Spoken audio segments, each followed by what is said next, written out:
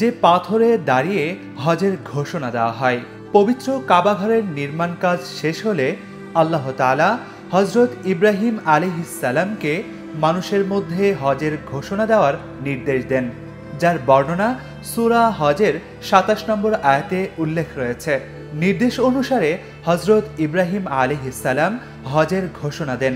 হযরত আব্দুল্লাহ ইবনে আব্বাস রাদিয়াল্লাহু তাআলা আনহু বলেন, হযরত ইব্রাহিম আলাইহিস সালাম পাথরের উপর দাঁড়িয়ে ঘোষণা দিলেন, হে মানব জাতি, তোমাদের উপর হজ ফরজ করা হয়েছে।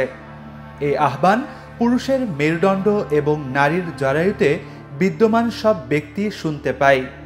যারা মুমিন এবং যারা হজ করবে বলে আল্লাহ তাআলার জ্ঞানে ছিল, তারা লাব্বাইক বলে সাড়া দেয়।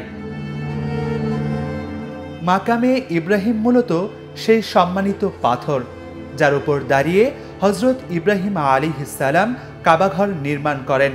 বিশেষত যখন কাবাঘরের দেওয়ালের উপরের অংশ গাঁথা হয়েছিল। কাবাঘর নির্মাণ শেষে তিনি সেখানে দাঁড়িয়ে মানুষের মাঝে হজের ঘোষণা দিয়েছিলেন।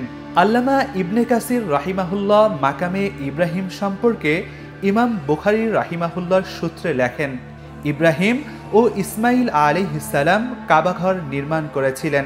তখন তারা ঘরের তুলনায় কাবাঘরের ভিত্তিটি উঁচু করেন। ইসমাইল আলাইহিস সালাম পাথর নিয়ে আসছিলেন এবং ইব্রাহিম আলাইহিস সালাম তা দিয়ে নির্মাণ করছিলেন। যখন দেওয়াল উঁচু হয়ে গেল, তখন ইসমাইল আলাইহিস সালাম ইব্রাহিম আলাইহিস সালামের জন্য এই পাথরটি নিয়ে এলেন, যেন তিনি তার উপর পা দিয়ে নির্মাণ কাজ করতে পারেন। মাকামে ইব্রাহিমের উপর দুটি পায়ের ছাপ রয়েছে। তারা উভয়ে দোয়া করলেন, হে আমাদের প্রতিপালক, আমাদের পক্ষ থেকে তা কবুল করুন। নিশ্চয় আপনি সর্বশ্রোতা সর্বজ্ঞানী। আল্লাহ তাআলা তাদের দোয়াকে এমনভাবে কবুল করলেন যে হযরত ইব্রাহিম আলাইহিস সালাম যে পাথরের উপর দাঁড়িয়ে কাবাঘর নির্মাণ করেন, তাকে অমরত্ব দান করেন। ফলে কিয়ামত পর্যন্ত মক্কায় আসা মুসল্লিরা তাওয়াফ শেষে মাকামে ইব্রাহিমকে সামনে রেখে ২ রাকাত নামাজ আদায় করেন। মাকাম অর্থ অবস্থান বা দাঁড়ানোর স্থান। মাকামে ইব্রাহিম অর্থ ইব্রাহিম আলাইহিস সালামের দাঁড়ানোর স্থান। পবিত্র কাবা চত্বরের বিশেষ স্থানকে মাকামে ইব্রাহিম বলা হয়, যা হজরে আসওয়াদ থেকে সাফওয়া মারওয়ার দিকে ১৪ মিটার এবং জমজম কূপ থেকে ১০ মিটার দূরে অবস্থিত।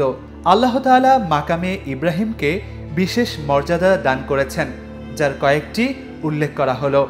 আল্লাহর নির্দেশ। পবিত্র কোরআনে মাকামে ইব্রাহিম আল্লাহর নির্দেশ হিসাবে উল্লেখ করা হয়েছে। আল্লাহ বলেন, তাতে অনেক সুস্পষ্ট নিদর্শন আছে, যেমন মাকামে ইব্রাহিম, আর যে ব্যক্তি সেখানে প্রবেশ করে সে নিরাপদ। নামাজের স্থান। পবিত্র কোরআনে মাকামে ইব্রাহিমকে নামাজের স্থান বানানোর ঘোষণা দেওয়া হয়েছে। আল্লাহ বলেন, তোমরা মাকামে ইব্রাহিমকে নামাজের স্থান হিসাবে গ্রহণ করো। তাওয়াফের পর নামাজ। তাওয়াফের পর মাকামে ইব্রাহিমকে সামনে রেখে নামাজ আদায় করা সুন্নত। ইবনে উমর রাহিমাহুল্লাহ বলেন, হযরত রাসূলুল্লাহ সাল্লাল্লাহু আলাইহি ওয়াসাল্লাম মক্কায় আগমন করেন। তখন তিনি ৭ বার তাওয়াফ করেন এবং মাকামে ইব্রাহিমের পেছনে ২ রাকাত নামাজ আদায় করেন।